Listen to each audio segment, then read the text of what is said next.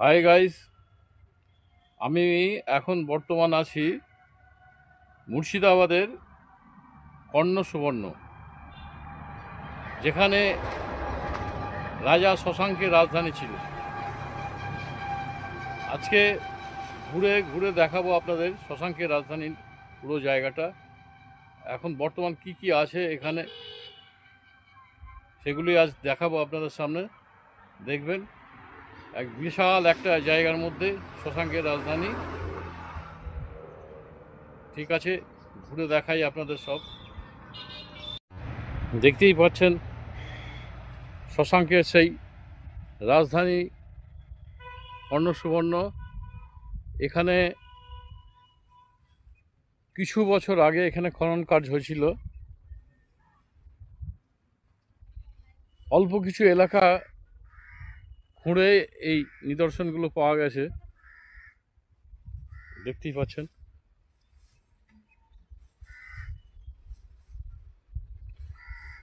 শুধু অল্প একটু জায়গা খুঁড়ে এই নিদর্শনগুলো মিলেছে।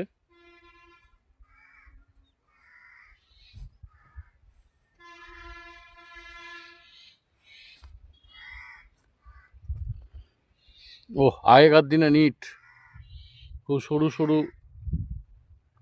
পাতলা পাতলা ইট, কিন্তু এইসব ইটগুলো লাস্টিং ছিল। এইসব ইটগুলো লাস্টিং ছিল।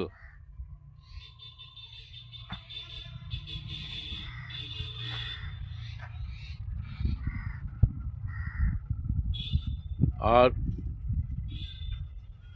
হাই গাইস, তো একটু খুঁড়ে একটু খনন কাজ করেই কর্ণ সুবর্ণে শশাঙ্কের রাজপ্রাসাদে অল্প কিছু খনন কাজ করেই একটা বড় একটা কুয়ো বার হয়েছে। তো এই কুয়ো একটা বিশাল জায়গার মধ্যে এই কুয়োটা, আপনারা কাছে থেকে না দেখলে আপনারা বুঝতে পারবেন না এই এই কুয়োটা কত বড়। আর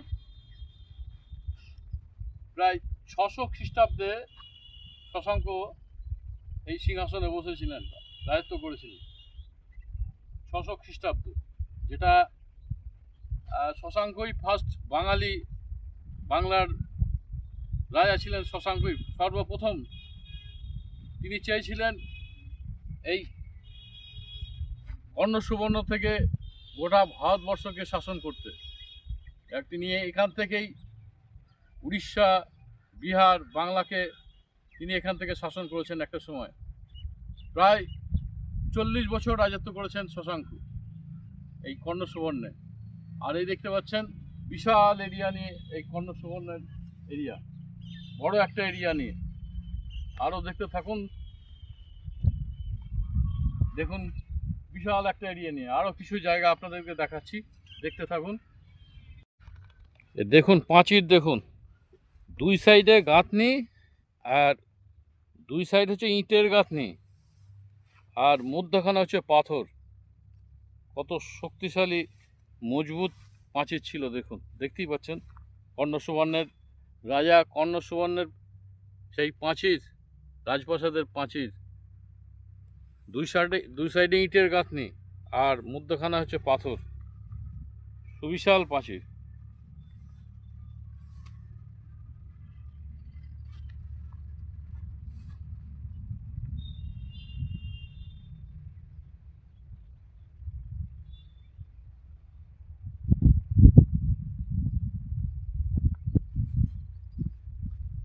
বিরাট এক এরিয়া নিয়ে সুবর্ণের কর্ণ সুবর্ণের এই রাজপ্রাসাদ শশাঙ্কের। আমরা ইতিহাসের পাতায় নাম শুনেছি। আরও কিছু নিদর্শন আপনাদের দেখাচ্ছি, আপনাদের দেখুন। এক শক্তিশালী রাজা ছিলেন শশাঙ্ক, বাংলার সর্বপ্রথম বাঙালি রাজা শশাঙ্ক।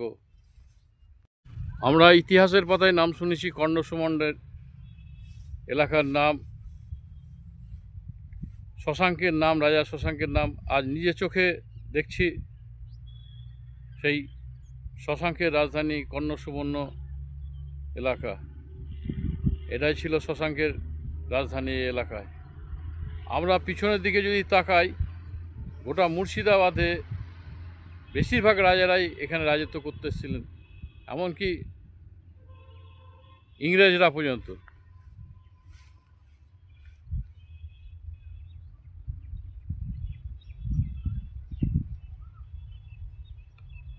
সকলে ভালো থাকবেন।